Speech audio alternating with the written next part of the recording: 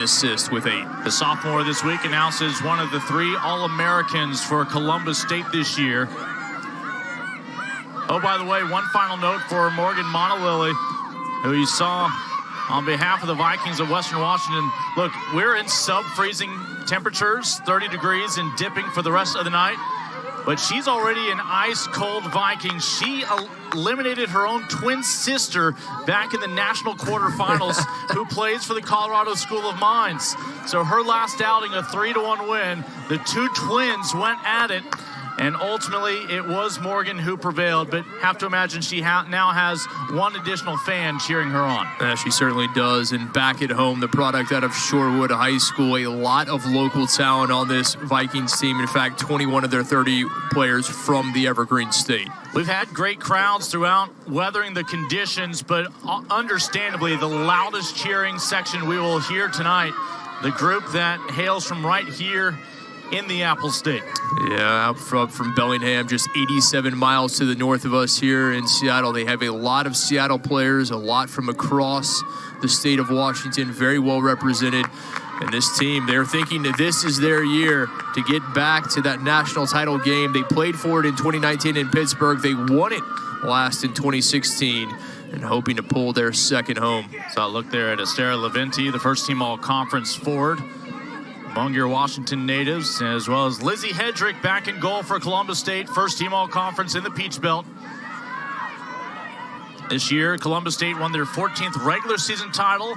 They're in the midst of their 15th ever NCAA postseason run, but a giveaway here and a tough spot as the Vikings will send one in and really test the discipline of these Cougars early on. Vikings, the 3 seed in the black. The good news, they have not lost a game wearing those black uniforms this year. 4 victories, just a single draw. But this Cougars team, they are an offensive team. They score some serious goals, and that is something that the Vikings need to be cognizant of. Their defense is really going to have to stand strong tonight. We saw a match earlier today where the longest tenured head coach involved was just 3 years. We have 2 head coaches in this matchup who have been at the helm for 2 decades. Jay Endlick in his 19th year, your head coach of the year in the Peach Belt for Columbus State. And of course for the Vikings, Western Washington's head coach, Travis Cannell. This is a homecoming for him. He played here for Seattle Pacific, won a national title back in 1993. Now they played on a different field back then, but this has to be a special moment. It certainly is. They played off campus, didn't have this beautiful inner base stadium then. They certainly do now, but you know he is pleased as punch to be back here at his alma mater and hoping to play for a national title come Saturday. Jaden Wynn able to clear this one back up to midfield. Again, Columbus wearing the white tops. Western Washington, as you noted, I'm sure it's not a coincidence, wearing the black kits in which they are undefeated this year. As able to turn up ahead, Leventi. This Columbus State team averaging just under 4 goals a game, but giving up just 0.65. There's a fantastic combination. And they have 2 of the top 5 goal scorers in all of Division II. I already mentioned Emma Badeau and Rachel Swigart, the other. Both have 19 goals on the season. So Tara Zemer there, the senior out of California, former Texas A&M Aggie. As this ball won back for Peyton Neal. Neal, who stepped in after the 6-year senior Provo broke a bone in her foot back in the 2nd round. Next player up mentality. As we're down to 3 teams in Division II still playing women's soccer. And we'll see if 90 minutes will be enough to trim it down to our 2 finalists. Golden Rams of Westchester, certainly tested by Ferris State, but able to hang on, had that victory. They are now sitting back to see who they will play on Saturday. They have never won a national title, hoping this could be their year. Columbus State has reached a final. That was back in 2015. They were the runner-up when we were in Pensacola. The next year, it was Western Washington, who had been in Pensacola that year, but came up short in the semifinals. We would see Western Washington win the whole thing the next year at Swope Soccer Field in Kansas City. Both these teams, outstanding defenses. Columbus State having allowed just 15 goals against all season, but they've scored 89. What a ratio. Leventi will win this ball for a throw coming up. Certainly want to keep an eye on the junior out of Bothell. Game changer, has great speed, and they want her running at defenses, ball at her boots. She can make things happen. Missed a lot of last year with a broken collarbone, but back with a great season this year, first team all-region. And the throw in from Jaden Wynn. Have to imagine Western Washington and not intimidated by our sub 30-degree temperatures. And this is their average winter on campus. Meanwhile, Columbus State, we welcome those of you who are well caffeinated tonight. We are mindful back in the Eastern time zone. It's past 11 p.m. for those of you tuning in. You would imagine, obviously, when it comes to the weather, it will have more of an effect on the Cougars coming out of the Peach State, not used to playing in temperatures such as this. But once things get underway, the adrenaline, the emotion, you're out there on the pitch, I don't know that it's going to have a huge impact on either one of these sides. Sarah Hungerford there, the first team all-conference forward, just a freshman with 8 goals on the year. Columbus State went 9-0-1 to win the Peach Belt. Both teams with only 2 losses in the entirety of the season. Western Washington swept the titles this year in the GNAC, the Great Northwest Athletic Conference, both regular season and tournament title, and this will stay in this direction for Western Washington, who technically would be your away team as the lower seed, but this is going to be the closest thing to a home field advantage anybody has this week. And without a doubt, they have brought a crew, obviously, down from Bellingham with them and have the local support as well. Columbus State's only allowed 7 first-half goals. Western Washington's only allowed 2. Now, with that said, Columbus State has seen a lot more fireworks. You mentioned 89 goals this year. Western Washington's been very successful, but they've had half of that with 42. And at least on paper, this is a classic offense versus defense matchup. The Cougars, they score as many as any team in the country. Vikings, as always, we've seen this past few years, they are led in defense. Saw Sage Smith for Columbus State jogging upfield. Soccer in her family. Brother Remy plays at Air Force. Her sister Reagan played at Villanova. Ball sent in, and that's where you just don't want all of a sudden a gust of wind to come through and change its course. And the all-green kit tonight with that captain's armband, it's Henninger, Claire Henninger, the grad student. Still has plenty of eligibility left. Already has her undergrad degree, but has the eligibility of a junior.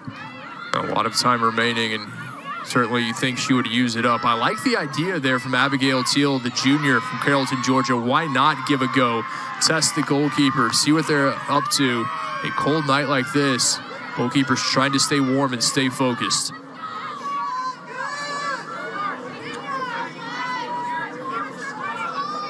Both in the men's and the women's semifinals that we've seen so far today, the team that scored first won, but all 3 matches have unfolded in completely different manners. Our first men's semifinal, we didn't see a goal until 30 minutes in. It was a very slow start, but ultimately ended up with 7 goals. The second men's match, we didn't see a goal at all until the 90th minute. And even then, the team that gave up the goal had a couple of chances to find an answer in the final 30 seconds. From the end line, oh, that was going to deny an opportunity right there on the 6-yard stripe. Instead, the Cougars the other way on a counter. They're well defended. You see the speed of Laventi, what she's able to do, and there will be opportunities you would imagine in the counter for both of these teams, particularly for the Cougars, as the Vikings commit numbers forward. As the All-American Rachel Swigard, who did the heavy lifting on that run down the field, her next goal will give her 20 on the season. This is back over to the Vikings. Just a poor foul there from Anna Grady, the junior out of Flowery Branch, Georgia. A bit of frustration, and that is one that you don't want to see. No reason to commit that and give the free kick to Western Washington. 12th NCAA tournament for the Vikings. 10 straight. Ball sent in. Opportunity 7 yards away. Just could not get the full boot behind it, as they still cannot test Lizzie Hedrick in goal. Hedrick conceding 0.57 goals per contest, just 7 all season. Now she typically plays the first half with Allie Hodzik replacing her, a grad student. Really like the way the Cougars are turning defense into offense. They had the opportunity, did the Vikings, couldn't make the most of it, and then Columbus State immediately wasting no time, committing numbers forward up the pitch, trying to catch the Vikings. As Henninger will do the honors here.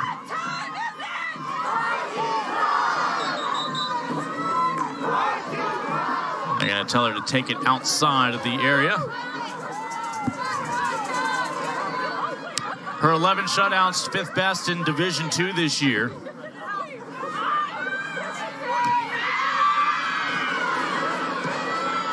First matchup ever between these two, and couldn't have asked for a better stage, a better venue. There's great atmosphere, electricity here in the stadium. Well, I get that they're in opposite corners of the country, but ultimately it's surprising because they have wound up on the same site at times. But finally toe-to-toe here tonight in the Pacific Northwest. Opportunity here with Barnes. Her cross sent in and perhaps mismanaged, but still a second chance in the box. Great ball in from Barnes, and her teammates have to do a better job of rewarding her if she sends a dangerous ball in like that. At the very least, you need to get a shot on goal, able to pull something. Hungerford down, and not a good sign. It appears to be an early cramp. Sarah Hungerford, as just a freshman, 8 goals this year, 3 assists for the Georgia native. Made all but 5 starts this season for the talented Cougar squad. This was a Columbus State team that last year exited in the second round of the NCAA tournament to Flagler College. They hosted that match, making it all the more bitter pill to swallow to end their season. And we're able to get a little bit of revenge, and ultimately that's what's mattered once they got into the tournament. As the same Flagler College team that has beaten them in the last 2 Peach Belt Conference tournaments, including this year. That was their last loss. They won 4 straight since then. They'd won 13 in a row before that loss this year. It's been a remarkable season overall for Columbus State.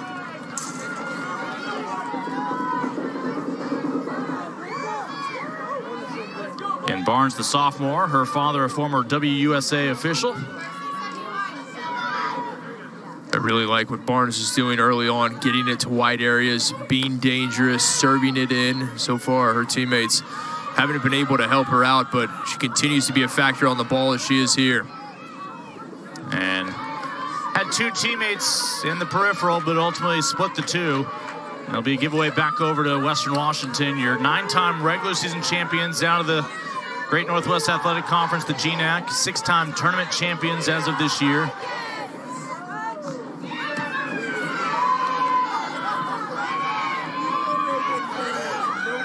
Talk about consistency and success. Their 3rd trip to the semifinals in the past 6 years, past 6 tournaments. Obviously, the pandemic year, they did not have a tournament, but they've been as consistent as anyone in the country. Again, they're the last team from the state of Washington to win a national championship. They won that in 2016, again in Kansas City. We saw them in Pittsburgh in 2019 make it to the final, which is what they're trying to do with a win tonight. They would finish the runner-up that year in Pittsburgh, PA. But a valuable set-piece opportunity here for Columbus State. Still looking for that first national crown in women's soccer. They are great in corners. This is their 217th of the season. Left-footed in swinger. And the Vikings survive.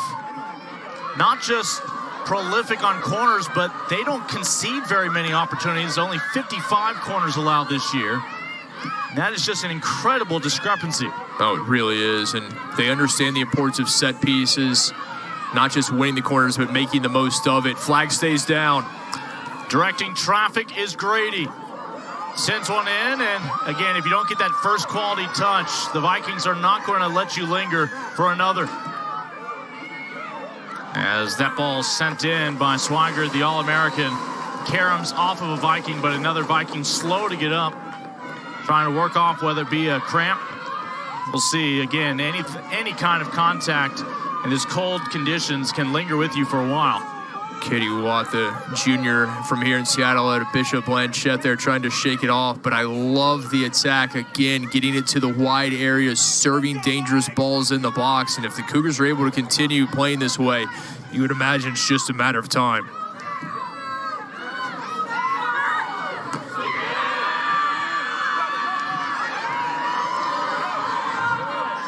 And again, a thorn in the side of this Vikings back line has been Lauren Barnes for Columbus State early on.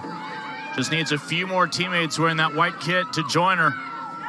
Sophomore from Clayton, Georgia, really pulling the strings, the most dangerous of anyone on the pitch early on.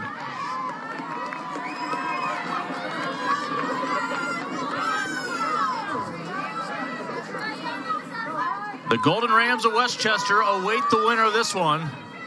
They've had a chance to get inside and thaw out. A 2-1 victory over a very impressive Ferris State squad that was the 6th seed in their own regional this year. Yet we're one of the last 4 teams playing soccer among the women here in Division II. And even though Westchester advances to Saturday's final, stays undefeated, they were tested, make no mistake about it. Very impressive performance from Ferris State, and they may have shown the blueprint on how to get by the Golden Rams. They found their lone goal on a corner kick at the time to level it before halftime, 1-1. Only goal in the second half belonged to Westchester. And a foul that, let's see if it produces anything more than a lecture.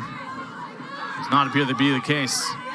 Just a talking to official, just trying to keep things under control early in this one. Katie Watt will get us back underway. Really holds things down on that back line for the Vikings. First quarter of an hour, possession opportunities dominated by the Cougars of Columbus State. Again, Swigert moves like an All-American in that midfield, with ease able to turn. She had 5 goals last year, that improved to 19 this year. That's an improvement. 14 goals in a single season. She was putting in her work in the offseason. That much you can be sure of. That ball stays in play. Was hoping that Barnes could make a run and land on this one. Instead, the Vikings will send it into touch. As this stays with Columbus State. A good idea there from Swigart, trying to find Barnes, and so far that is who you want with the ball at their boots if you're Columbus State. Find number 23.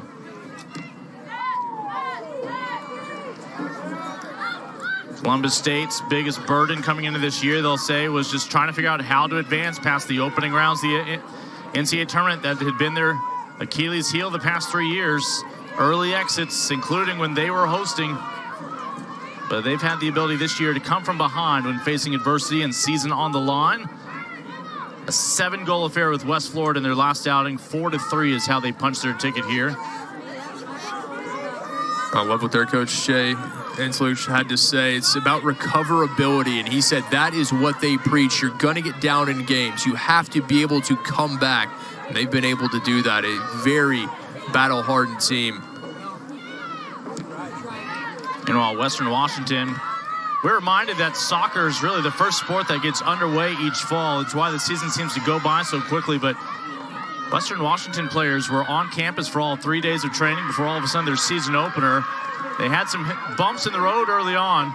After winning their opener, they had played to a loss and a couple of draws. It was a slow start, but after that 1-1 and 2 start, they went unbeaten for 12 matches. And that's when they started to gain their form. Turn and fire off the boot as they test Hedrick.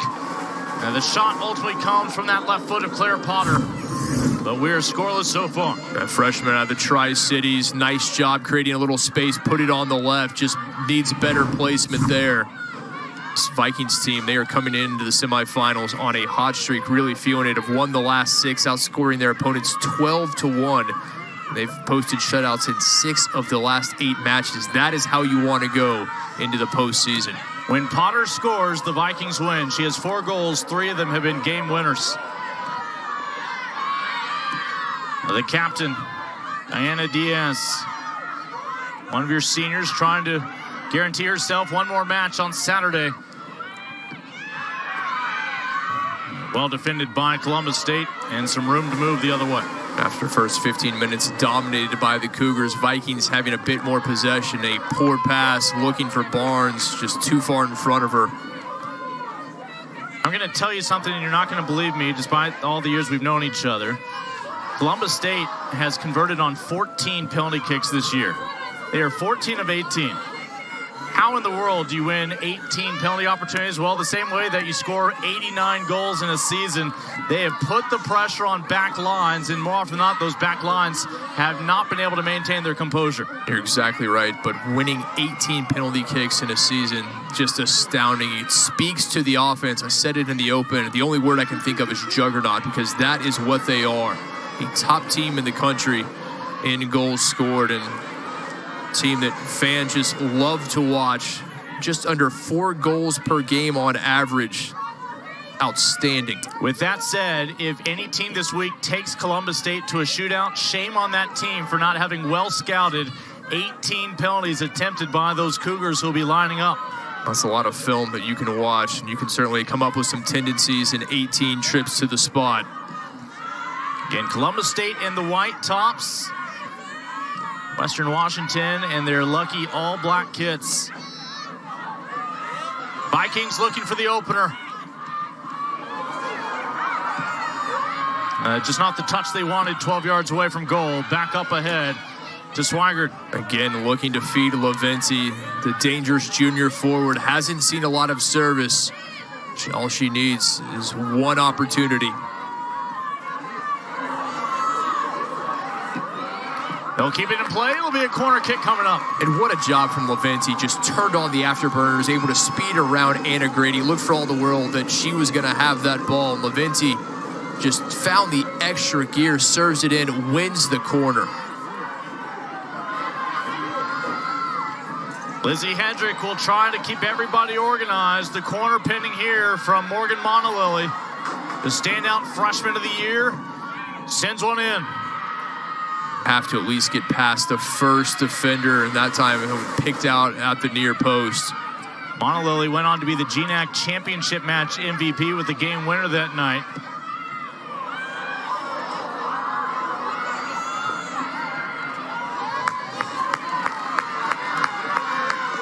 Have to imagine for her family that last match was their least favorite one, knowing that one daughter was going to move on and the other one was going to see the season come to an end. Now, at least they're just freshmen, so maybe they can do it 3 more times and split. It's quite literally a house divided. I had a feeling they had one jersey on the front, maybe the other on the back, or half and half. I'm not quite sure how that went. That's one that you hope everyone has a good game and no one loses. Vikings trying to track back defensively. This is back to Western Washington. Again, more on Morgan Montalilli. She has 10 goals this year. 4 of them are in the postseason. Her 6-game winners overall, 5th best in Division II. Just one of many incredible stories for this Vikings squad this year. That's such an impressive freshman to come on and playing collegiately, wasting no time getting acclimated. And it's rare you see that. It's a huge jump, even with, I mean, the caliber of club soccer you see in the high school ranks, getting to college, and particularly here, the top-level Division II programs. So impressive that she didn't take any time getting acclimated. Well, we have not seen many early goals in our first 3 semifinals today with the men and the women. But even in that first match, when we didn't see a goal for the first half hour, we still saw 7 before the 90th minute came to rest. Cougars get to the top of the 18, but no closer to the goal of the opposing keeper, Henninger. And not unexpected that we haven't seen any early goals. All these teams know what's at stake, the season on the line. Been cagey early on, just kind of figuring out the other team. Again, these teams have never faced each other, and watching film, quite different from being on the pitch, seeing them eye to eye.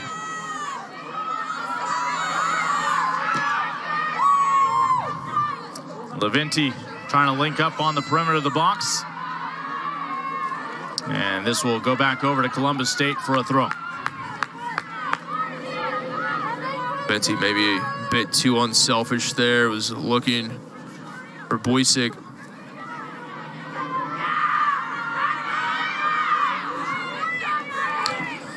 Scoreless midway through the opening half.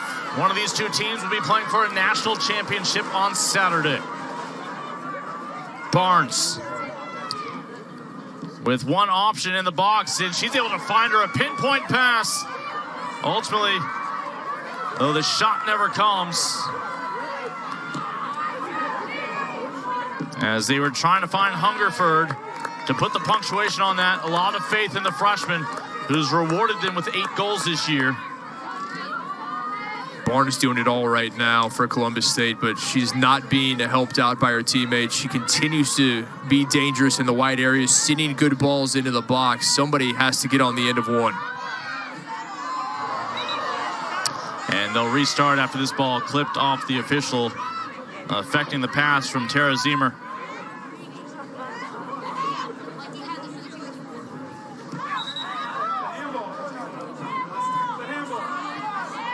Peyton Neal maybe a bit too quick there on the restart. Columbus State, they're going to try to do it, able to find Barnes. Here she comes. Vikings getting numbers back, but Barnes will get a corner kick. And no, it's a goal kick, pardon me. And well done there, Neal able to play it off of Barnes. Quick restart, Barnes in space. And look at the recovery speed from Neal. Coming down, saw Barnes, that heavy touch, enough for her to get in, and wisely off of Barnes, not conceding the corner. Yeah, well done by Peyton Neal.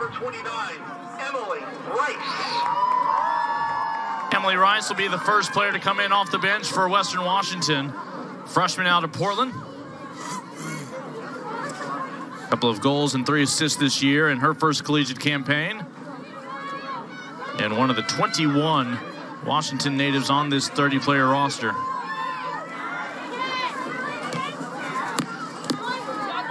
And an early touch for Rice. Barnes right there. She has been all match long, just really dictating things. I continue to say it, but when she has it is when the Cougars look their best in attack.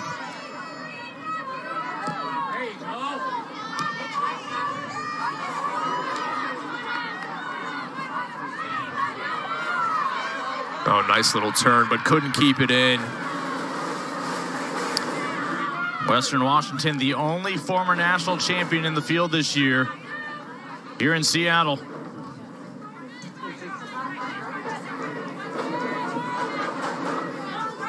Their 10th consecutive appearance here in the NCAA championships, 12th in program history, but talk about the consistency, what they've been able to achieve over the last decade. Travis Cannell now 20th year in charge of this team, but the last 10, they've been a national power. Yeah, 20 years in charge of the women, 8 years with the men. So he has 297 victories with the women alone, and when you combine the 2 programs at Western Washington, over 400 wins. Mentioned the former Seattle Pacific product. We are here on the campus of Seattle Pacific University. We're focused on the soccer national championships for the men and women, but also this week here in Seattle, part of the D2 Festival, crowning champions in cross country, as well as D2 volleyball and D2 field hockey, all of which underway.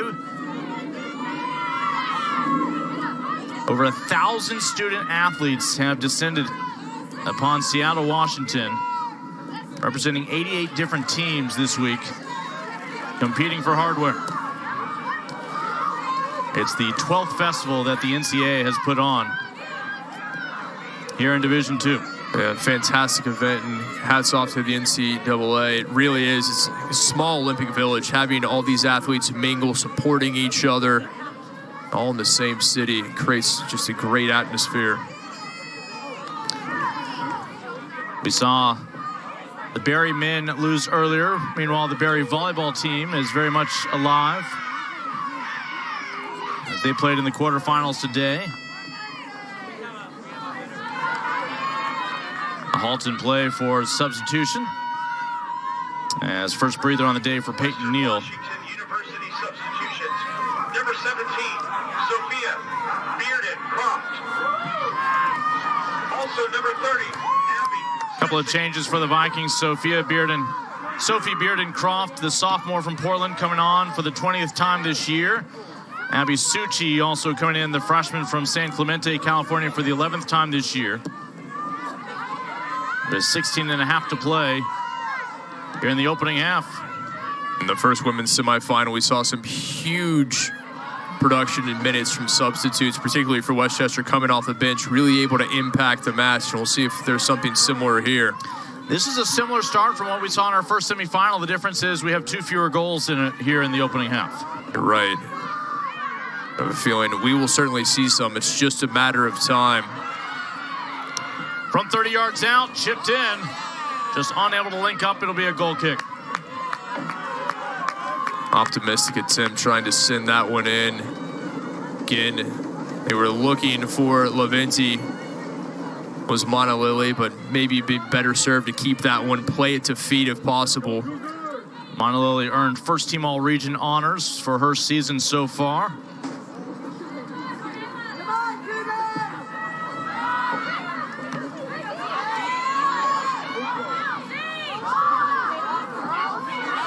Blocked away.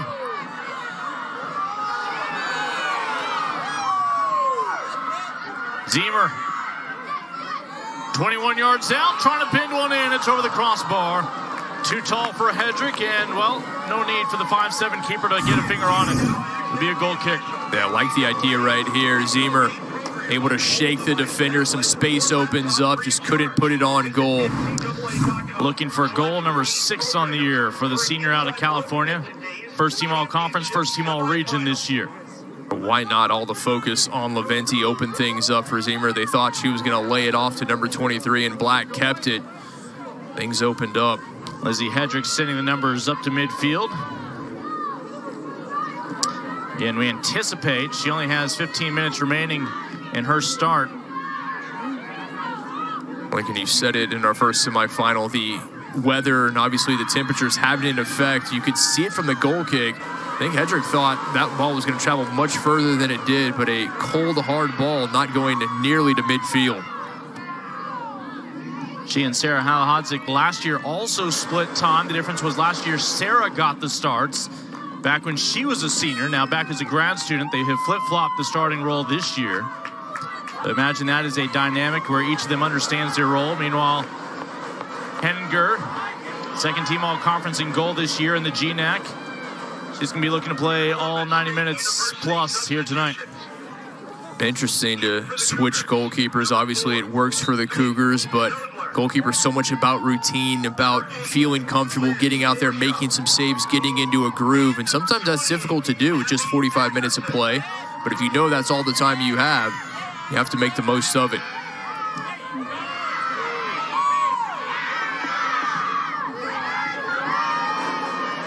How will that first goal rear its head? Again, Columbus State trying to locate Lauren Barnes. She's moved up to the top side, just trying to find any space she can to get open.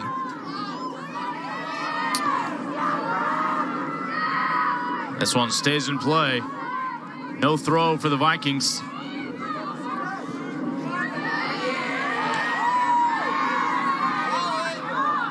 Rice able to win this one briefly.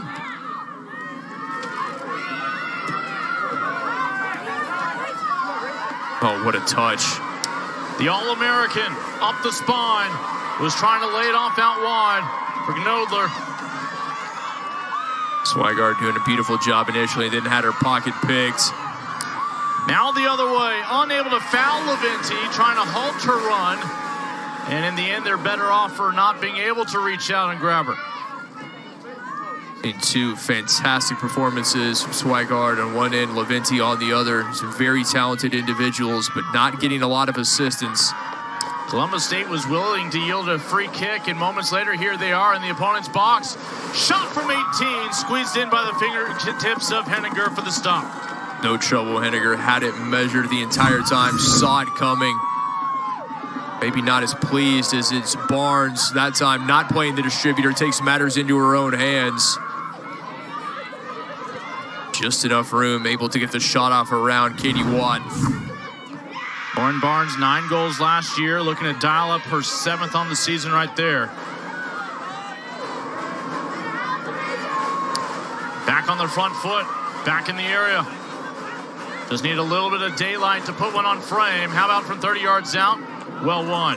And that was not the attempt. They had Forshaw, actually had Barnes initially, couldn't find her, unable to get that pass. It would have been a tight fit. Forshaw wide elected to cut it back.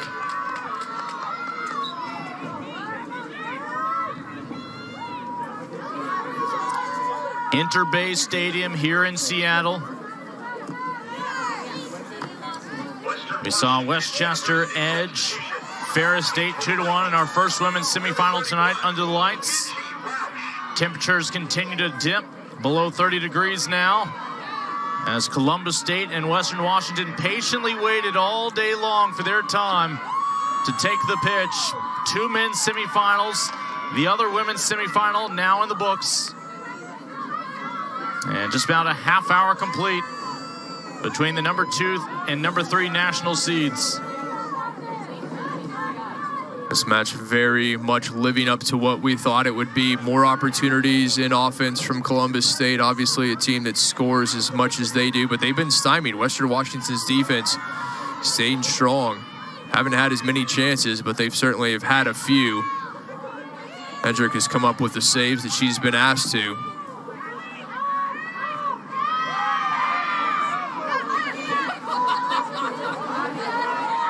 Nice job coming back to the ball by Liz Forshaw. Good job the other way. Asia Harden, freshman out of West Linn, Oregon, coming up to win that one. Been a very impressive freshman campaign for her.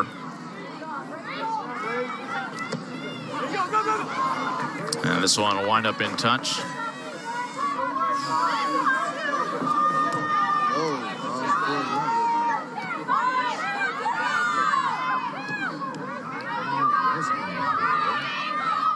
I like this from the Vikings. Zemer taking the opportunity there, slowing things down just to say that Barnes able to take it back for the Cougars.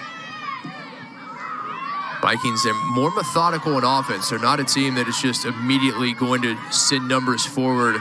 They like to possess, move forward. A bit slower, they can certainly counter. When they get numbers into that final third, watch out. We will note Columbus State, they've only given up 15 goals all year, but 7 of them have been here in the NCAA tournament. That's a great point. 9 of them have been in the postseason, including the conference tournament. They've given up 3 crooked numbers in their 4 NCAA tournament matches so far. They've just been able to outscore those teams. But right now, this seems like Western Washington's style of play that they'd like to favor. Including 5 goals the last 2 outings, but you said able to put up 4. The victory over Flagler, 4 against West Florida. Really, they relying on that offense that they may concede a few, but if they can outscore you, which they've been able to do this year, points may well be at a premium tonight with a defense like the Vikings have. Again, Forshaw out of England. A little heavy of a touch there, trying to lead herself into the area. It'll be a goal kick. Well done, Emily Rice, the freshman out of Beaverton High School there, just outside of Portland. That heavy touch, she was able to separate Forshaw from the ball. Forshaw did not go straight from England to Columbus, Georgia. She actually wrapped up her high school time in Bradenton, Florida at the IMG Academy. Here come the Cougars knocking once again. No room for error from Western Washington, and no such error occurs. Forshaw the intended target, but no second wave, no midfielders coming into the picture late. Couple of Vikings making a run.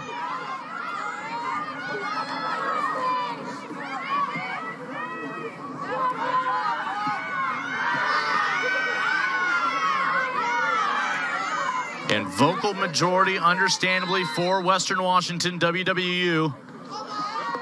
About 87 miles from here in Seattle. As a result, usually any given match official has about a 50% approval rating.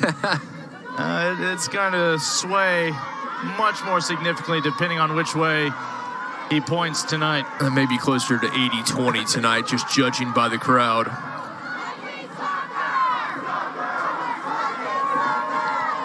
That being said, obviously a lot of Cougar fans back at home watching, cheering on Columbus State from afar.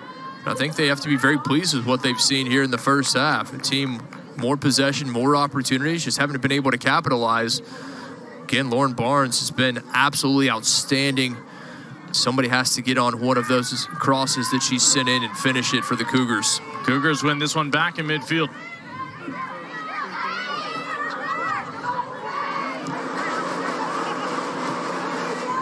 They continue to try to test that back line of WWU.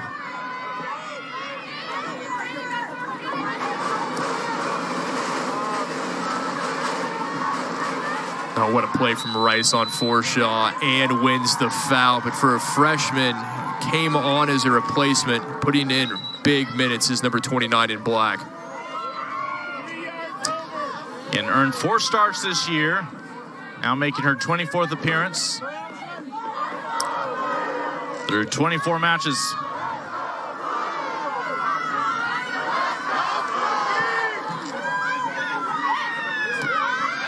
Western Washington University sub. In for the Vikings, number 13, Allison. Able to take it right off the laces of Forshaw, but then unable to get forward. You see all the Cougars there trying to win it back, and that's what you need in a match like this. Your forwards, your midfield, everybody trying to recoup possession as soon as you lose it. Allison Lepp among the newest changes for WWU. Makes her 8th appearance on the year, the senior out of North Dakota.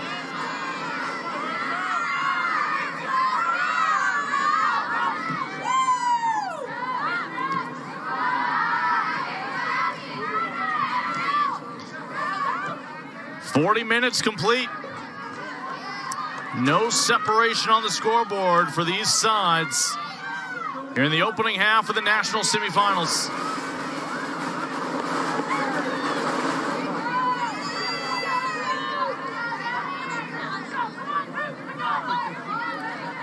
If we do indeed go to halftime scoreless, I think that's a fair result from what we've seen here in the first half. Evenly matched, as you said, both teams with some opportunities. 2-2 would have been a fair result. Fair enough. Neither goalkeeper forced into any spectacular saves. This has been pretty even, and your guess as good as ours as to how it will play out by the end of tonight. Obviously, both these teams want to strike first, but I think maybe a bit more important for Western Washington, considering they are 17-1-1 when they score first this season. They are 0-1-2 when they give up the opener.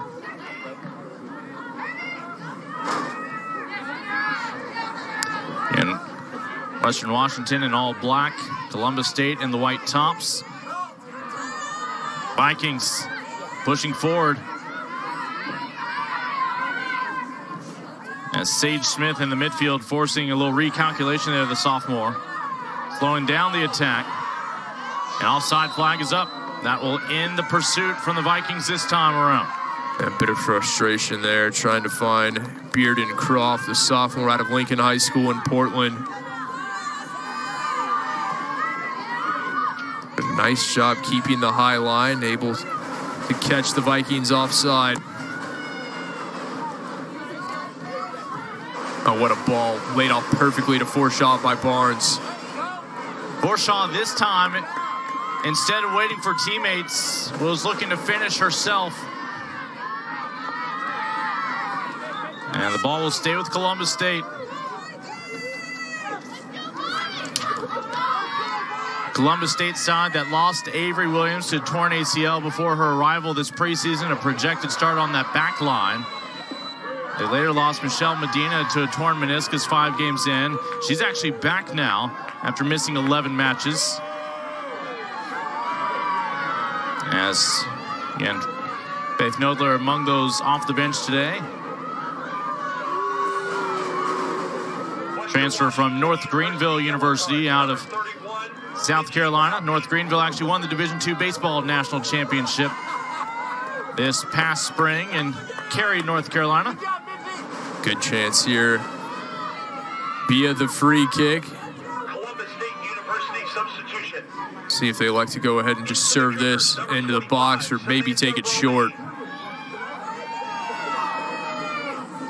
Gilset stands over it. The Norwegian sends it in. First touch by the Cougars. This ball's still alive. Dangerous moments here for the Vikings living on the edge. We remain scoreless at least a little longer. The All-American sends one in too tall on the back post, but not off by much, as she was again looking for the Columbus, Georgia native Faith Nodler. Yeah, great ball in, Swigard, and Cougars doing a very good job keeping this one alive. The opportunity's still there. Rice unable to clear it. Out it went to Forshaw, and Swigard knew exactly where she wanted to go, and that was just about 3 inches too tall for Nodler. She was 5'10". That may have been in the back of the net. Samantha Romaine for Columbus State among the changes here late in the opening half. Makes her 18th appearance on the year, the junior from Gainesville, Georgia. And a non-threatening bounce into the arms of Henninger. In Columbus State, more opportunities, but Western Washington, I don't think they're troubled much, as talented as their defense is. They've been under pressure a lot this season, in the first half here tonight. Certainly no exception. Our men's championship field on Saturday is complete. Our women's championship field already has one team that's punched its ticket, Westchester, the #1 seed. Will it be Columbus State or Western Washington that joins them in that final match of the year right here on this field? Be all to play for in the second half. Either one of these sides is able to find one here in the final minute. Harden, freshman here on the big stage, has played all but 90 minutes on that back line this year in her first college campaign. Back to Zemer. Chipped in to test the Cougars back line. Inside the final 20 seconds of the opening half.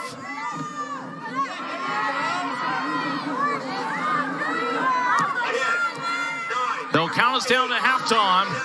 Diana Diaz, one final chance. That'll officially go down as a save for Hedrick.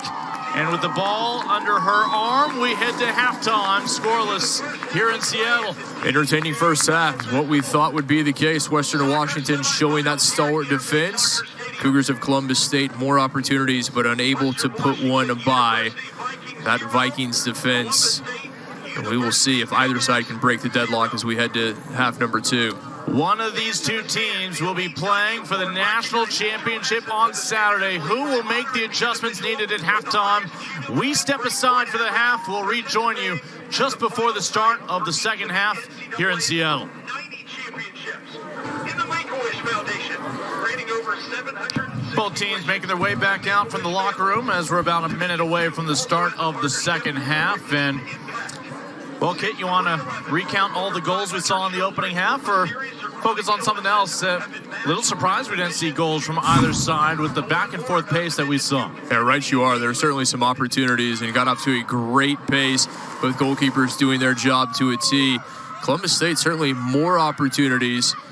There were a few good ones for the Vikings. Ultimately, that one from Zemer just high, couldn't put it on frame. It was Lauren Barnes pulling the strings, mainly as a facilitator. A crack there of her own, but couldn't trouble the goalkeeper, Henninger. Hedrick made 2 saves in the opening half. Henninger just needed 1 save. Again, we mentioned Columbus State tends to make a goalkeeper change at the half. It is not a comment on the performance of the starter. That's just their routine. They have 2 seniors and super seniors in goal. You take a look at the numbers. Oh, shots obviously well in favor of the Cougars, but all that matters, shots on goal, just 1 from each side. Everything else very even between the 2. Again, Columbus State, just the 1 corner. I know that's the same number as Western Washington. The difference is Columbus State, 217 corners on the year. They're probably wondering what it's going to take. A team that's put up 42 goals in the first half was held scoreless here today. This Vikings defense is stymied them, doing a very good job. Western Washington, 42 goals on the season, 27 have come in the first half, just 15 in the second. And really, that's the question. You know the Vikings defense will do its job, but where's the offense going to come from for Western Washington? As expected, the change in goal as Halahosic, the graduate student, also from the Peach State. Her numbers are pretty much just as impressive as Hedrick. That luxury to have 2 goalkeepers of that caliber. Halahosic coming in, the Lilburn, Georgia native. Played the second half of almost every match this season, and Cougars have figured out what works for them. We will see if the Vikings have the opportunity to test a new goalkeeper early. Again, Western Washington in the all-black. Columbus State wearing the white tops and the navy shorts. Western Washington has been a little more vulnerable in the second half to conceding goals. Now, that only means they've given up 9, 11 total on the year. But compared to 2 goals allowed in the first half, it is a stark contrast. Columbus State has only given up 8 second half goals all year. We will see if either one finds that opportunity to take an advantage here. I think it's going to take something special from either one of these sides to break the deadlock. And coming off her line for her first touch will be Alahodzic. I like that, commanding her box. That ball in the 18, it belongs to her. Quickly off her line, able to get gloves to it cleanly. She's 5'5", so she has to make up for what she lacks in wingspan with instincts and not hesitating. A lot of times you obviously look at the measurables of a goalkeeper, maybe not the tallest, but very well positioned, and that's a bigger part of being a goalkeeper as anything, is where you are in the goal, reading the game, putting yourself in a position for those stops. And as you saw, the speed to come off the line. Coming back is Bedell, the All-American. Bedell really silent in the first half, was unable to make an impact. It was pretty much the Lauren Barnes show. We saw Swigert as well there. Now just over a handful of touches.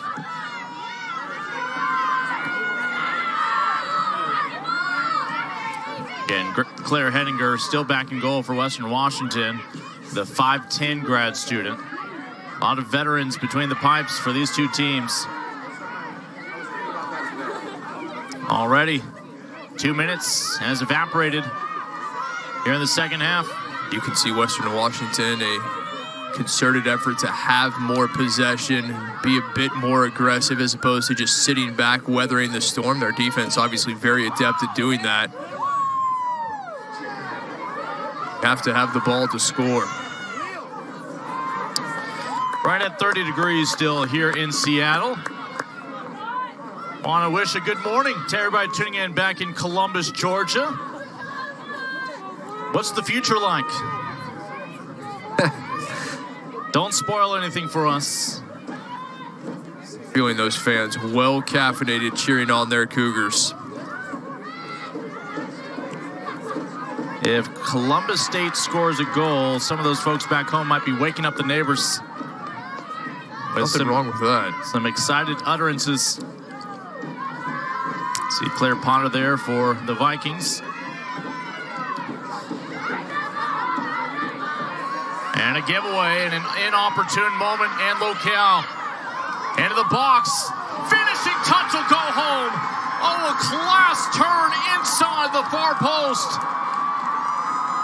And it's Sophie Bearden-Croft, the sophomore, who creates the separation. Absolutely brilliant strike from Bearden-Croft. Put it on the money, perfectly placed, but it all came via the turnover. Great job able to force it. Diaz right into the path of her teammate, took it first touch, knew exactly where she wanted to go, but again, Diaz won it, laid off to Bearden-Croft, first touch, off the post and in. And the Vikings on top less than 5 minutes into the second half. What a time to find your first goal as a Viking here in your sophomore campaign. And again, when the Vikings score first, they have 17 wins, just 1 loss and 1 draw on the season when they find the opener. So Columbus State finds itself trailing now. A lot of time remaining for a team that's put up 89 goals here in the 2022 campaign. For Western Washington, again, they are tied for second in the nation with 15 shutouts. Can they post a 16th? If they do, they're moving on to the final on Saturday. That was a great strike from Bearden-Croft, the sophomore out of Lincoln High School in Portland. Just her 3rd goal of the year, but it looks like she scores a goal like that every day in practice. Clinical, first touch, made no mistake, right on target, and absolutely nothing Hozic could do about that shot. It didn't matter who was in goal for Columbus State with the English on that ball from the instep. Now the pressure really on the Cougars, unable to find the opener in the first half, and now they're playing from behind against a defense as talented in Western Washington. They can batten down the hatches for the remainder.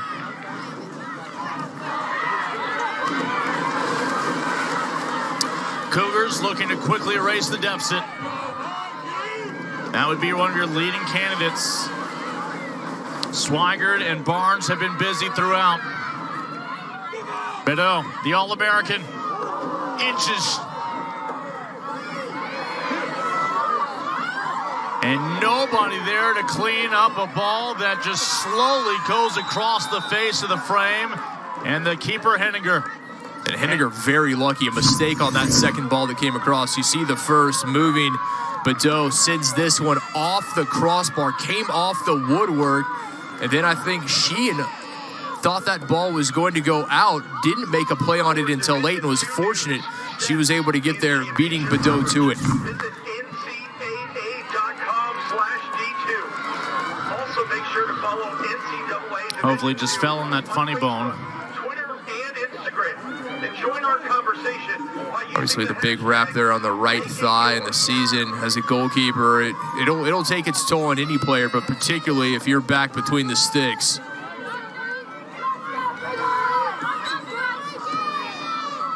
Sophie Bearden-Croft with a goal here in the second half, coming off the bench tonight for the Vikings, as she had 19 occasions prior. She has the difference maker on the scoreboard. And the Vikings, greedy, would like to find insurance. Well, they certainly would, particularly with that shot coming off the crossbar just moments ago from Bedeau. They know what the Cougars can do, and they will certainly be looking, as you said, for that insurance goal, knowing one may well not be enough.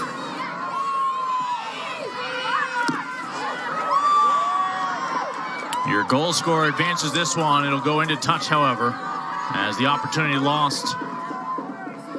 And Potter making a late run, thought the flag may have come up. It never did, and by the time she got to it, it has already found itself in touch. Again, Interbay Stadium here on the campus of Seattle Pacific University. Opportunity 20 yards out, looking to make it 2-0. But just couldn't put enough behind it. That time, Tara Zemer. Zemer may have been better served to take that quicker, had the goalkeeper in no man's land, so to speak. She just off her line a bit. Did a good job covering there. Felt the presence of Sage Smith, who likely forced her to hurry it a bit.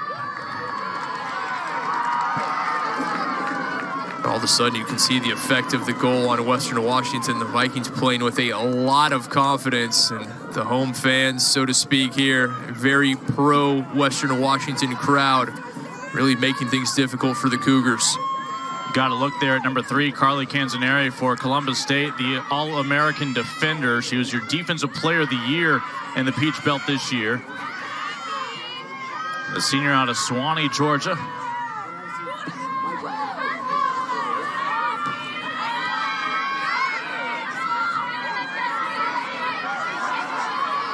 As Peyton Neal trying to win this one back for the Vikings. And nicely done, good battle, and able to have the wherewithal to find a teammate. You've got 3 options running with you, including on both posts. Venti just ran out of room. Ran out of real estate before she could find one of the trio in the area.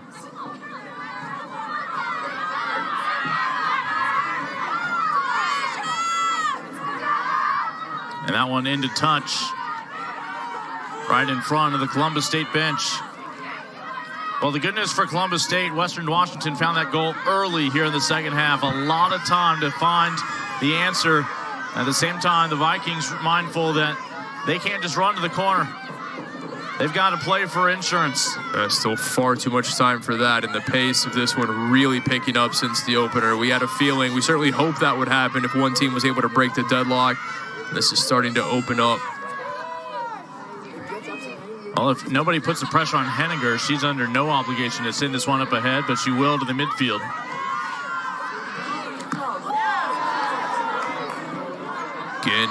one mistake, and so often in a match like this, that is the difference. Diaz pounced on it, able to find Bearden-Croft with a very impressive finish. May have had Zemer there as an option, but Zemer also may have been guilty of being offside. As here's your hero at the moment, Sophie Bearden-Croft.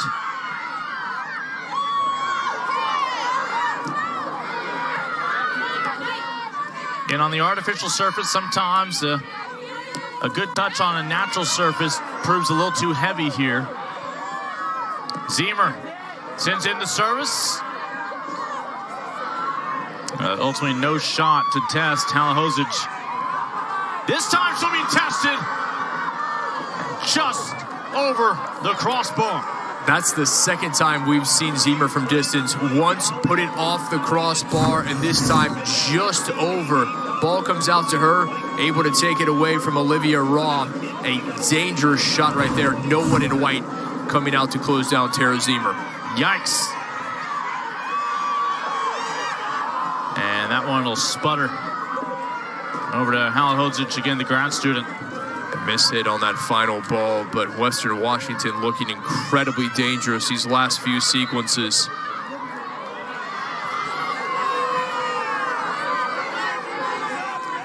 Ten minutes into the second half. We were scoreless at the break.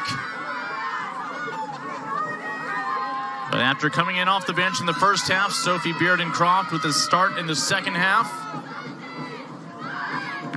Able to find her first goal. A timely one.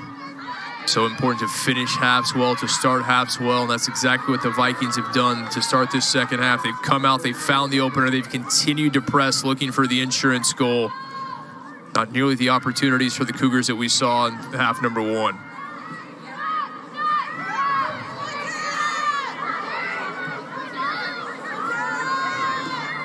Just a reinvigorated Western Washington team. You see everyone in black just quicker, moving on and off the ball. Their fans have to be very pleased with what they're seeing early here in the second half.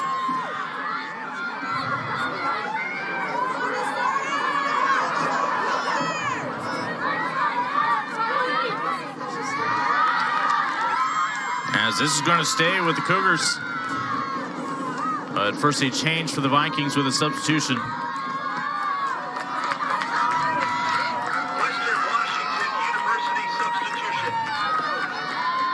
Sophie Bearden-Croft is going to come off the field, a hero for now. Get to celebrate with her teammates.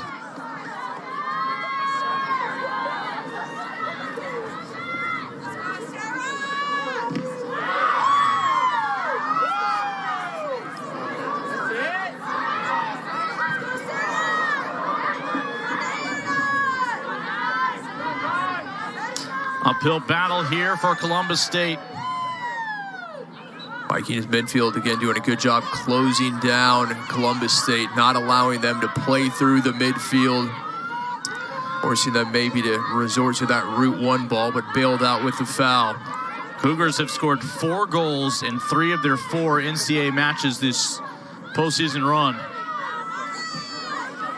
That's the good news for Columbus State. They could score multiple goals, scoring more than any team in the country per game on average, but Western Washington really bossing things here in the second half. It is their style, but turning the tables on Columbus State, if you will. This will stay in play. As the Cougars will return it back up to midfield.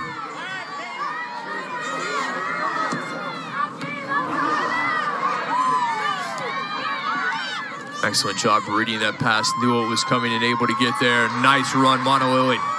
Monolili split a pair of Cougars, but the third proved to be too much.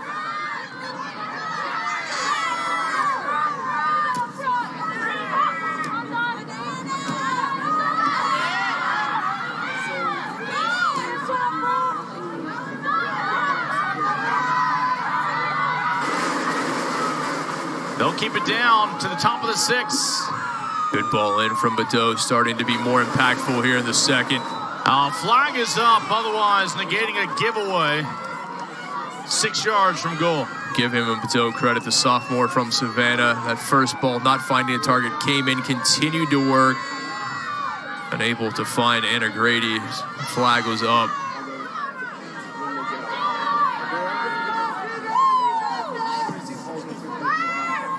After a fairly defensive first half, really Western Washington was able to impart their style. If you're neutral, you've got to be very pleased with the way the second half is shaping up. Can't put that ball past Omet, the second team all-conference defender in her senior campaign. A good heads-up play there. Saw two black jerseys in front of her, wisely brought it back. Canzoneri back to her keeper. As the Vikings will likely regroup with their own.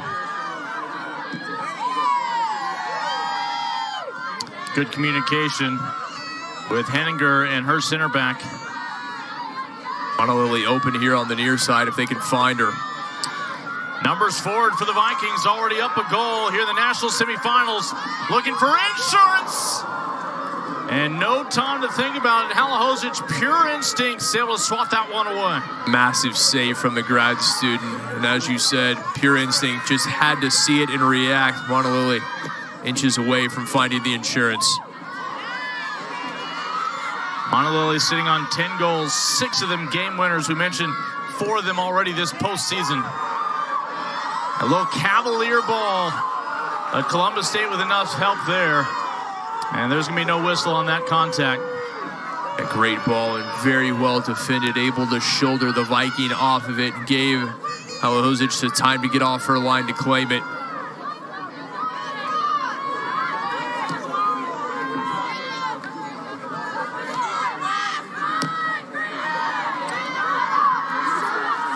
Undefeated Westchester sitting back, scouting out this matchup. Right about now, they're probably rooting for the Cougars to find one, just so that this match might be able to extend beyond 90 minutes. A good no call there from the referee. There was a bit of contact, but certainly nothing to warrant a foul in the box. Like the fact that he's letting him play as Badeau pops right back up. And Grady tosses this one back in. 4 Vikings ultimately denying Swigert a chance to turn and fire. Lincoln, you said it. I think the Colton Rams of Westchester hoping this match goes a full 110 minutes. They're certainly, you would imagine, pulling for the Cougars at the very least to draw even. That lone goal came here in the second half in the early going. Monolily again open, just unable to locate her. They still have a chance. Both hands in the air, want some service and won't get it. Vikings seeking insurance, not going to come there.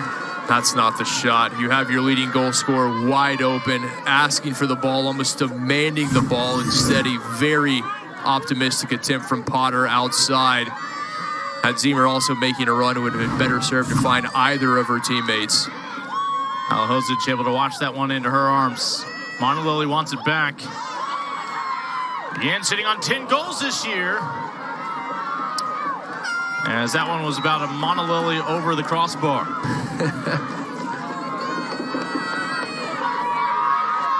What a freshman campaign from that young woman right there out of Shorewood High School. She had the game winner against Northwest Nazarene in the conference final. That earned her MVP honors in that victory over the Nighthawks of Northwest Nazarene out of Idaho. Mika Carr.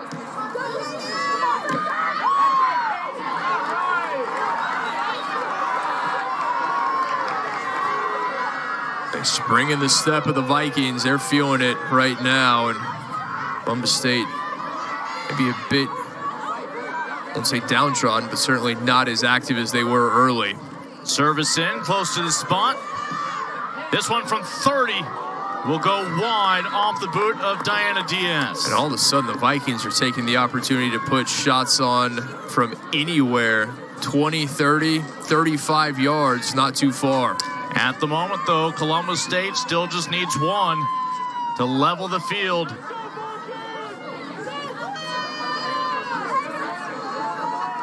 Lauren Barnes back on for Columbus State. She was the Cougars' Certainly the one instigating the offense in the first half.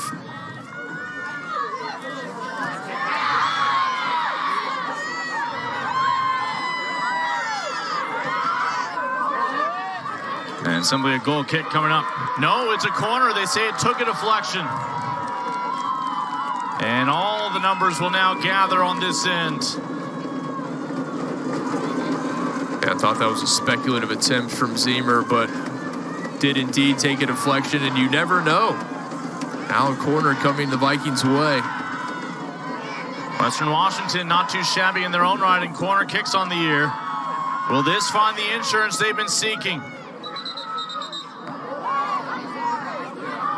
And before the kick was taken, something needed to be straightened out in the area. Columbus State University substitution. You saw some pushing and shoving there in the box, jockeying for position. Number 27. Take two. Medina. Oh, they can't clear. Stays in the box. Some calls for a handball, understandably, for the fans who had the short trek. They'll be content with another corner kick. Very fortunate was Columbus State that ball didn't end up in the back of the net, or as the Viking fans wanted, called a handball. You never know what's going to happen when it's ping-ponging around the 18. Here's Emily Rice, the freshman, who'll put her left boot into this one.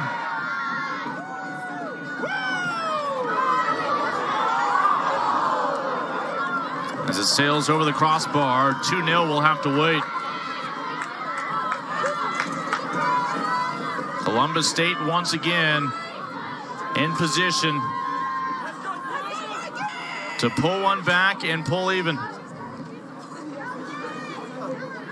But as many chances as they had in the first half, they've had as few here in the second.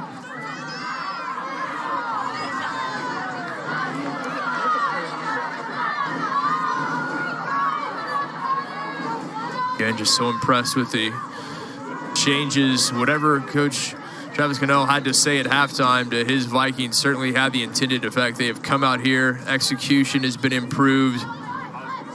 A energetic, hard-working team in the second half, and they were rewarded with the goal.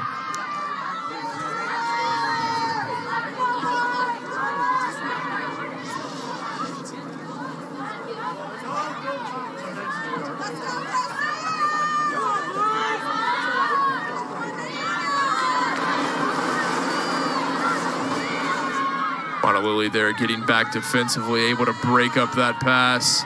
Neal able to win it back for Montalili. Has 3 Vikings ahead of her, but some stiff traffic.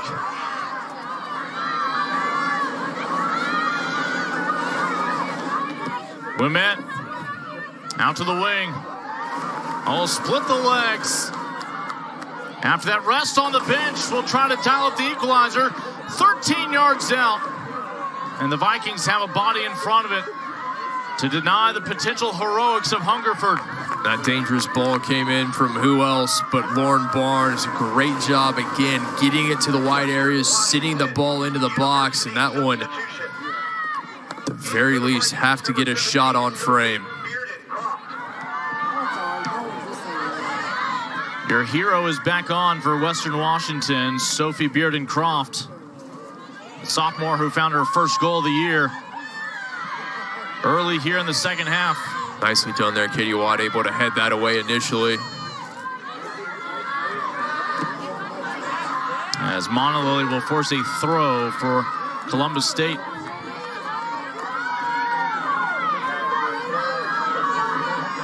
Still time. But will the next goal be insurance for the Vikings or an equalizer for the Cougars? It's halfway through the final 45 and a lot of time remaining.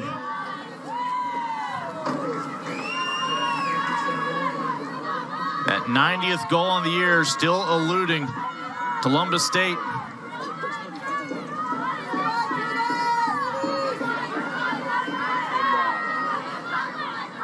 Western Washington defense has done its job to a T, as they have almost the entirety of this season. Morgan Montalili, who's never lost a match in her career wearing that black kit.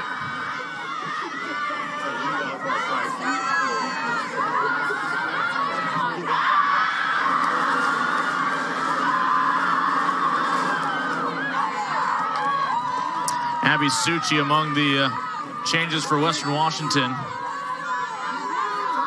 And she's come back on again. Micah Carr also seeing her first few minutes. Both these teams electing to get some fresh legs on, see if they can find a spark and save some of those starters for what you would imagine would be the final 10 or 12 minutes. Michelle Medina seeing a couple minutes now for Columbus State. And not going to leave it a chance for the freshman. Monolily, just a great work rate up and down the pitch. You see her in offense immediately backtracking to get involved defensively. And here comes Barnes yet again. Barnes working around Diaz from the inline. And that probe is denied at the near post. Talk about a player with a great work rate, and that is what you want to see, selling out, leaving everything on the pitch tonight because, well, you're unable to come away with a victory. It will indeed be the last match of the season.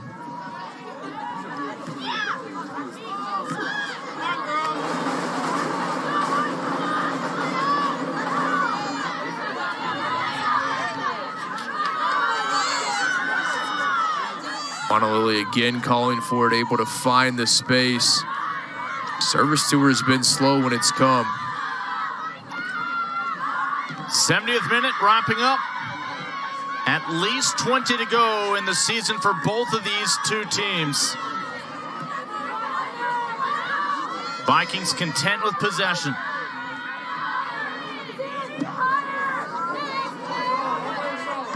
Monolily. Again, we're pretty sure that's Morgan as opposed to her sister Caitlin, whose season she ended over there at Colorado School of Mines, perhaps said, hey, you can suit up for the second half, right? I'll stay back in the locker room. I have a feeling they're each content where they are. One representing the Vikings, the other for the Ore Diggers. Micah Carr, we mentioned, seeing just her third match of the year, the junior out of Newcastle, Washington, on here in the second half. That's a lot of trust in Carr. A Viking playing leapfrog. And there's your goal scorer, Bearden-Croft, but this time the ball took a deflection and bends the other way. And Bearden-Croft that time had the opportunity to take it left-footed, elect to go with her stronger right, and still able to find the corner.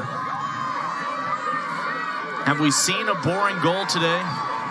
That we have not, my friend. All the goals we've seen have been absolute firecrackers, and that's exactly what you would imagine in semifinals. Monolily, 4 assists on the year. The freshman continues to handle these critical set pieces from the corner. Numbers gather around the goal of Halahozic of Columbus State. Near post, headed away by the Cougars. And a little one-timer effort from Peyton Neal. Able to at least win it back. And a foul just outside of the 18. Neal's been having fun today. She certainly has. She's been all smiles and for good reason. The junior out of Linwood. A tackle came in late, and Hungerford, just a freshman mistake there, immediately pleading her case. Here is a chance, set piece opportunity. You wonder if it is going to be Emily Rice to take it. Left boot of Rice or the right boot of Monolily.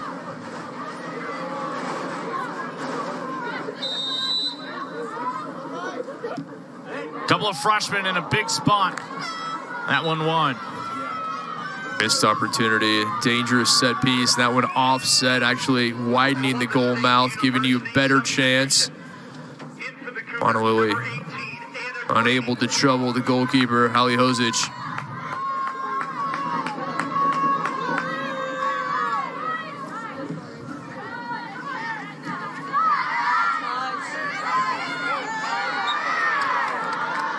And this will stay with WWU. Yeah, poor foul there committed by Sage Smith. Really no reason to give that one up.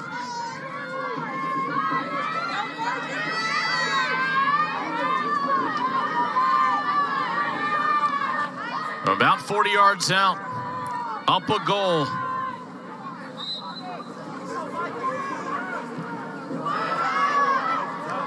Into the mixer. Shot from 19. Swatted down. It remains just a 1-goal deficit. Ziemer trying to double the advantage. And what a touch there. Tara Ziemer just took it with her left, played it onto her right in a bit of space. Very impressive outing from Tara Ziemer tonight. Hungerford up ahead. Isha Muscott intervenes. Muscott, who has stepped in on that back line for her injured teammate Noel, who went down during the conference tournament. And before we resume play, we'll have another substitution across the way.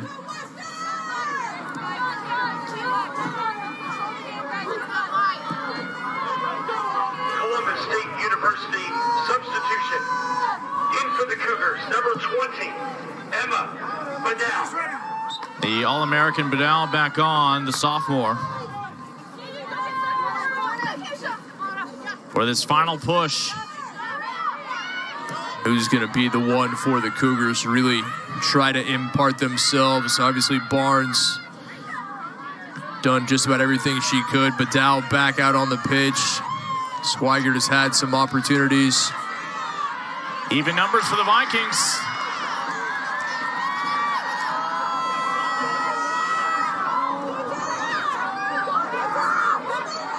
Monolily steps around the defender, finds her teammate, and the Vikings are 15 minutes away from playing for another national title.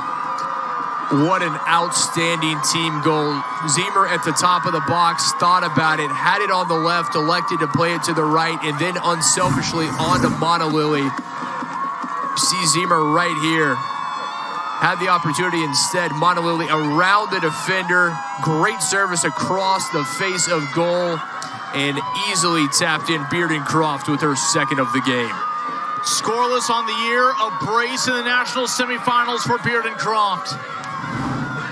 Again, that is a team goal right there. Bearden-Croft who will get it. But unselfish play. Ziemer on to Monolily. Drew the defense, all the focus on the star freshman. And a perfect pass easily tapped in by Bearden-Croft. It'll be 15 minutes of desperation for Columbus State. They had only given up 8 second-half goals all year. They've conceded 2 here to a de facto home team in Western Washington, who's been able to pack the house with their short commute from Bellingham. They have indeed. Their fans have been rewarded making the trip down here to Seattle. All the talk about the defense, and it's true, defense wins championships. They have done their job to a T, shutting down Barnes and company, but the offense stepped up. A big goal just 2 minutes into the second half, Bearden-Croft, and then the second for the brace moments ago. For the first time tonight, the Vikings have margin for error. They have insurance, and they're looking for more. This team playing with a lot of confidence here in the postseason. Have a defense as quality as they have, it gives you a little room for error. Take some pressure off when you know that if you do indeed make a mistake, your defense can bail you out as Western Washington's can. Monolily with the assist on that second goal. And here is your goal scorer on 2 occasions this half. Again, I just love the unselfish play, and you could ask any of the players out there clad in black. It does not matter who scores, simply that final score line. And Ziemer had the chance. I thought for sure she was going to take it once she put it on the right boot. Monolily had a chance if she elected to take it first touch, but instead drawing the defense, made that final pass. This thing's so easy for Bearden-Croft. It's been 2 minutes already since that second goal. That's 2 fewer minutes for a comeback. Columbus State, they're going to have to start throwing numbers forward up the pitch. That'll open things at the back, but needing 2 goals in less than 13 minutes to do it. Time to start gambling for the Cougars. Western Washington University substitution. In for the Vikings, number 10, Claire Potter. Again, another young starter back on, Claire Potter, yet another member of this freshman class. As Vikings defending a 2-goal advantage, can Columbus State pull one back here? Along the end line, and it finally does drift entirely into touch. It'll be a goal kick coming up. Claire Henninger with a 2-goal lead to protect when she puts this ball back into play. Be interesting to see what the Vikings like to do the final 12 minutes of this. Obviously, as defensively talented as any team in the country, wonder if they will go ahead and park the bus or at the very least downshift things. They're going to continue as they have been here in this second half, much more offensive than they were in the first. 7 years ago, both these teams in Pensacola, it was Columbus State that would play for a title that year. Western Washington bowing out in the semis. The next year, the Vikings would return to Kansas City and win it all for the first time in program history. The last team from the state of Washington to win a national title. Now here they are in their home state. Though nationally considered the 3rd best team of the 4, as reseeded this week by the committee.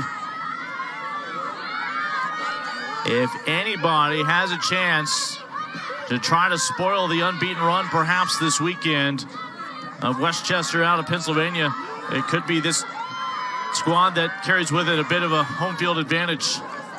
Again, the blueprint may well have been laid out today by Ferris State. Did a very good job flummoxing, frustrating the Golden Rams of Westchester. Ultimately, their talent able to get them with a 2-1 victory.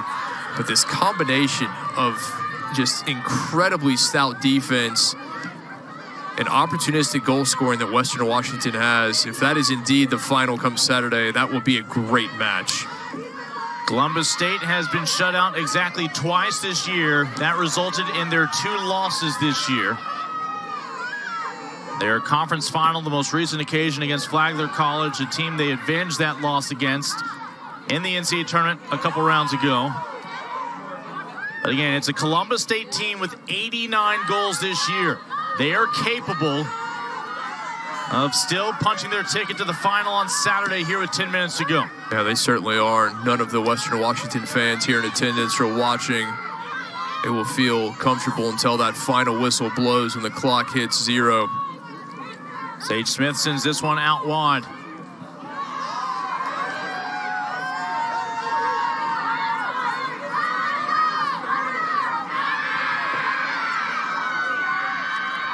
Western Washington, every time you carry that ball across midfield, it feels like a small victory. More time off the clock. Here's Montalili. This is who you want with the ball with her boots. So good, so difficult to dispossess.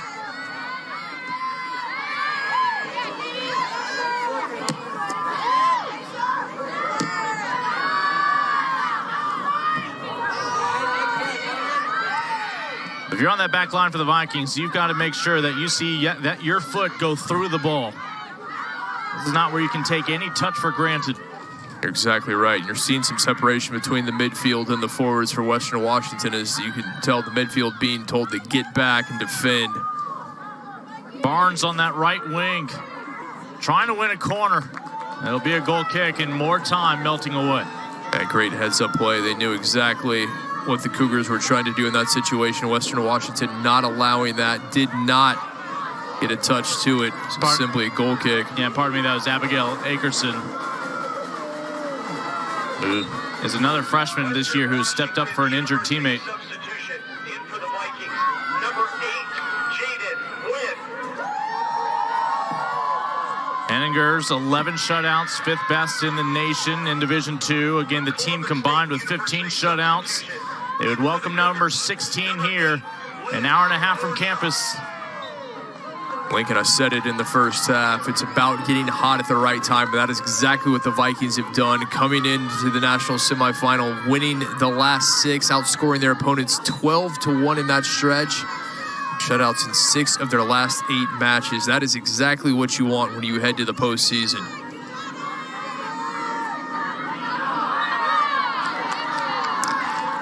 Whoever does prevail will have tomorrow off. Suit back up one final time on Saturday. Saturday will mark the first time that the seniors will know for certain that it's the final time they put on their school colors.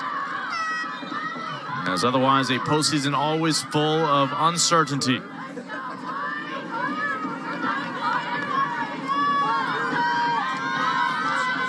And we've been seeing that breath on this chilly day all day long. So we've been hovering right around freezing all throughout the day. Obviously more noticeable once that sun goes down for the evening.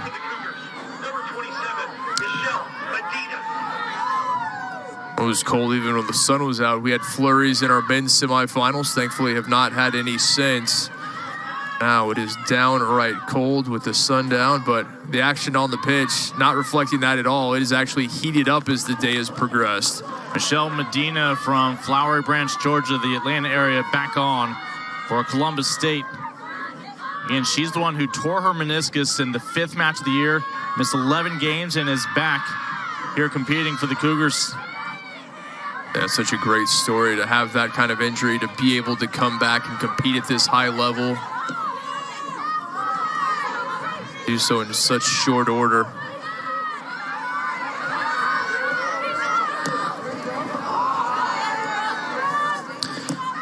Sophie Bearden-Croft with a second half brace. Found the first goal in the 49th minute. Found insurance in the 76th. Assisted today by Diana Diaz and Morgan Montalilli. Cougars able to pull one back with almost 6 minutes to spare. And there is still time. This match far from done. Absolutely brilliant job right there. And you can see it immediately. Trying to get numbers back is Michelle Medina. She knows time is of the essence.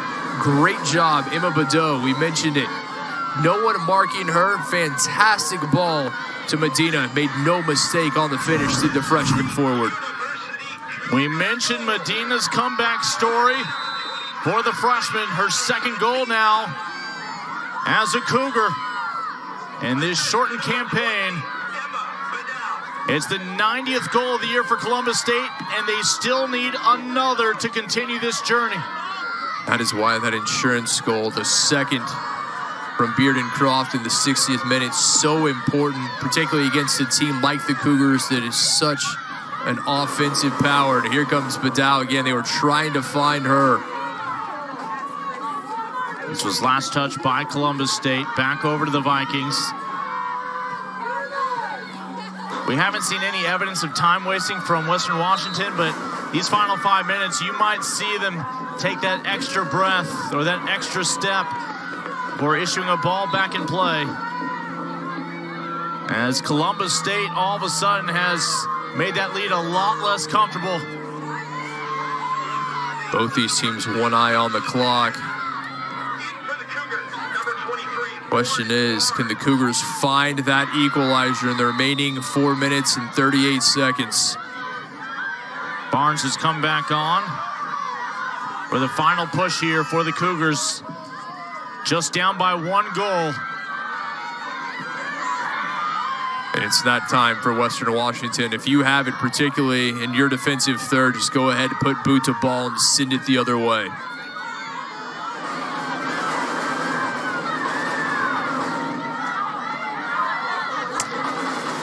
Time of the essence, urgency for Columbus State. They had a lot of heavy lifting, down 2 goals. They've already pulled one back.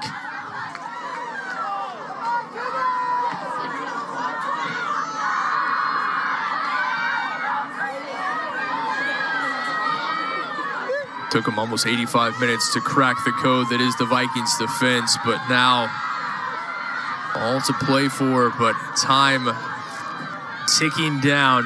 Can Columbus State find the equalizer?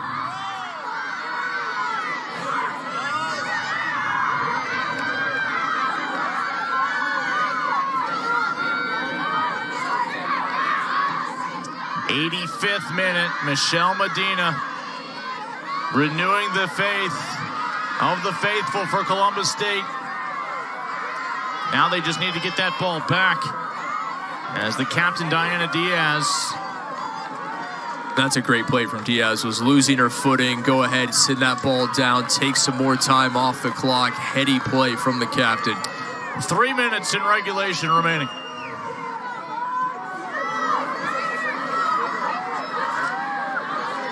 Right now for the Vikings, that 3 minutes feels like eternity, while Columbus State feels like next to nothing. The All-American forcing Neal to backpedal, and in the end, Neal's going to get the better of this exchange and send it back up to midfield. Very nicely done, Peyton Neal. Well defended, didn't commit the foul as one will go the other way against Sage Smith.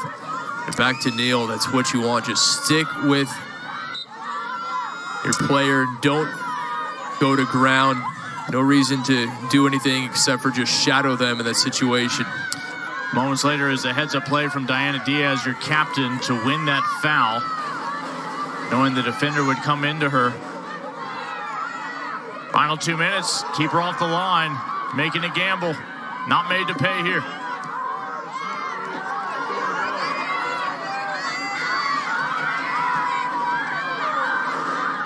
Viking fans, hearts in their throats. Can they hold on the next minute and 40 seconds? Cougars looking to complete the comeback. 90 seconds remaining in these 90 minutes to the semifinal.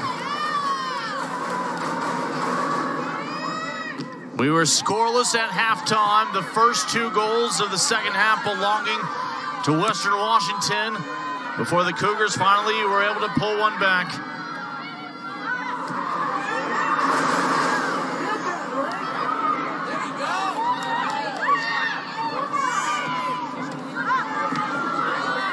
Now the Vikings finally will get that clearance.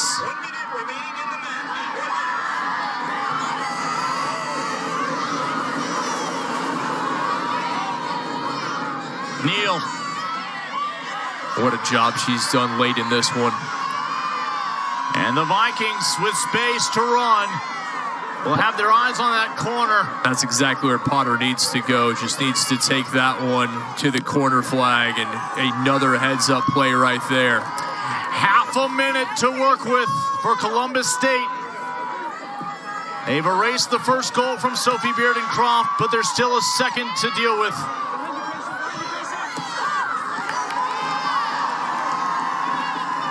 This will just about do it. A slightly partial crowd will help count things down.